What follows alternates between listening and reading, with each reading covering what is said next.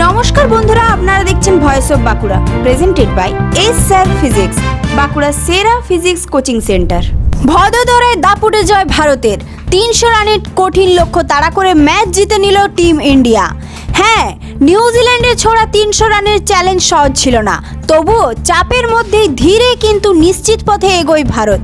রোহিত শর্মা এবং শুভমন গিল শুরুটা করেন সাবধানে। রোহিত 29 রানে ফিরলেও ম্যাচের রাশ হাতে তুলে নেন বিরাট কোহলি। শুভমন গিলের সঙ্গে জুটি বেঁধে ইনিংসে এগিয়ে যান বিরাট। 56 রানের ইনিংস খেলে আউট হন শুভমন। এরপর 100 রানের খুব কাছাকাছি পৌঁছেও দুর্ভাগ্যবশত ফিরে আসতে হয় বিরাটকে।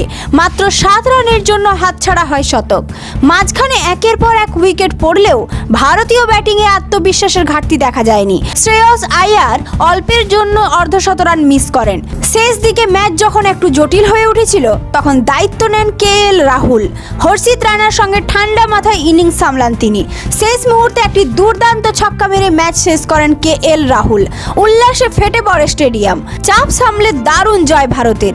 বল হাতে লড়াই করেছিলেন বোলাররাও। সিরাজ, হর্ষিত আর প্রসিদ্ধ নেন 2টি করে উইকেট। কুলদীপ যাদব পান গুরুত্বপূর্ণ সাফল্য। সব মিলিয়ে চাপের ম্যাচে ঠান্ডা মাথায় ক্রিকেট।